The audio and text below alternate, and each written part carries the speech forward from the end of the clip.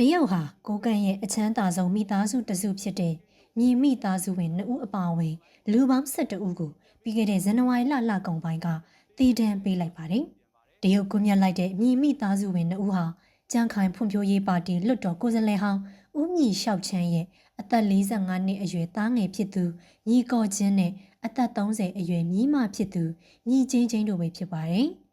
ညီလျှောက်ချမ်းမှာသားသမီး3ယောက်ရှိပြီးညီလျှောက်အန်းညီကော်ဖြင့်နဲ့သမီးဖြစ်သူညီကျူးလန်တို့ဖြစ်ပါတယ်။သားအကြီးညီလျှောက်အန်းဟာမြန်မာနိုင်ငံရဲတပ်ဖွဲ့လက်အောက်ခံအမှတ်21လုံခြုံရေးရဲတပ်ရင်းရဲ့ရဲမှူးဖြစ်ပါတယ်။လက်ရှိအသေးတန်းကွပ်မျက်ခံရတဲ့သားငယ်ဖြစ်သူညီကော်ချင်းဟာစစ်တပ်လက်အောက်မှာရှိတဲ့ကိုကန့်နေချားဆောင်တဲ့ PGF ကောင်းဆောင်ဟောင်းတယောက်လည်းဖြစ်တယ်လို့သိရပါတယ်။ညီမိသားစုဝင်2ဦးကိုတရုတ်ပါကြောင့်ကွပ်မျက်တာလေ။ညီမိသားစုဝင်တွေကိုတရုတ်ဘက်ကတော့အွန်လိုင်းငွေလိမ်လည်မှုကြားဖြင့်နိုင်ငံတကာအဆင့်လူသက်မှုရည်ရွယ်ချက်ရှိလူထိခိုက်စေမှုလူတွေကိုတရားမဝင်ဖမ်းချုပ်ထားမှုလောင်ကစားဝိုင်းထောင်မှုမူးယစ်မောင်ခိုကူးမှုတွေအပါအဝင်ပြည်မှုအမျိုးမျိုးနဲ့ဆွဲချက်တင်ထားခဲ့တာပါ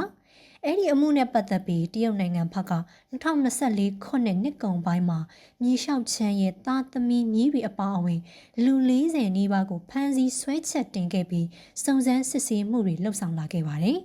ဆွဲချက်တင်ပြီး2နှစ်နီးပါးကြာလာတဲ့နောက်မှာတော့အခုလိုဒေတာကွပ်မျက်ဖို့ဆုံးဖြတ်ခဲ့တာပဲဖြစ်ပါတယ်။ကွပ်မျက်စရင်နဲ့ကျန်တဲ့ပါဝင်သူ9ဦးကလည်းညီမိသားစုငွေလင်ကိုင်းအတွက်အလုပ်လုပ်ပေးသူတွေဖြစ်ပြီးရာဇဝတ်မှု17မှုနဲ့တရားစွဲဆိုခံထားရတဲ့သူတွေလို့သိရပါတယ်။အဲ့ဒီရာဇဝတ်မှုတွေကြောင့်တရုတ်လူမျိုး14ဦးသေဆုံးခဲ့ရတယ်လို့6ယောက်ဒဏ်ရာရရှိခဲ့ပြီးတရုတ်နိုင်ငံယူနန်ပြည်နယ်မှာနေထိုင်သူတွေရဲ့ငွေပေါင်းဘီလီယံနဲ့ချီပြီးဆုံးရှုံးခဲ့တယ်လို့ဆိုပါတယ်။ရှမ်းပြည်တရုတ်မြန်မာနယ်စပ်ကိုကန့်ဒေသထဲမှာအခြေစိုက်တဲ့အဲ့ဒီငွေလင်ကိုင်းတွေကိုအတိကဥဆောင်သူတွေကတော့မြန်မာတရုတ်နိုင်ငံသားအဖြစ်ခံယူထားတဲ့ညီမိသားစုအကြီးအကဲဦးမြင့်လျှောက်ချမ်းပဲဖြစ်ပါတယ်။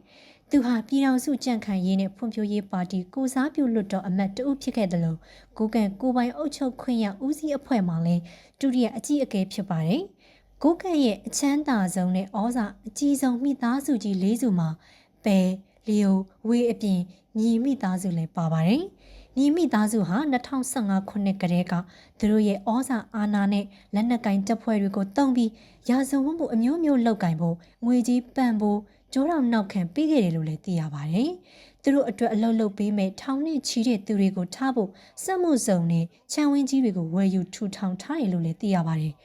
ဦးမြင့်လျှောက်ချမ်းကတော့ပြီးခဲ့တဲ့2023ခုနှစ်ကရှမ်းပြည်နယ်မြောက်ပိုင်းကလောက်ကင်မြို့မှာနေထိုင်တဲ့သူတို့ရဲ့မြေမိသားစုကိုတရုတ်ဘက်ကတွားရောက်ဖမ်းဆီးချိန်မှာကိုပစ္စတိုတနက်နဲ့ပစ်ပြီးအဆုံးစီရင်တွားခဲ့တယ်လို့စစ်ကောင်စီကထုတ်ပြန်ခဲ့ပါတယ်။မြေလျှောက်ချမ်းရဲ့သားဖြစ်သူမြေကော်ဖြင်းသမီးဖြစ်သူမြေကျူလန်မြေဖြစ်သူမြေချင်းချင်းတို့ကိုတော့ပြီးခဲ့တဲ့2023နိုဝင်ဘာလ16ရက်မှာစစ်တပ်ဘက်ကတရုတ်နိုင်ငံကိုလွှဲပြောင်းပေးခဲ့ပါတယ်။ညီမိသားစုဝင်တွေနဲ့သူတို့ရဲ့အပေါင်းပါတွေကိုပြီးခဲ့တဲ့ဇန်နဝါရီလ28ရက်ကဘေကျင်းမြို့တော်မှာရှိတဲ့တရုတ်နိုင်ငံတရားလွှတ်တော်ချုပ်ကပြည်မှုတွေအတွက်တင်ပြထားတဲ့သက်သေအထောက်အထားတွေဟာခိုင်လုံမှုရှိတာကြောင့်အခုလိုဒေတံကိုချမှတ်လိုက်တာလို့လည်းသိရပါတယ်။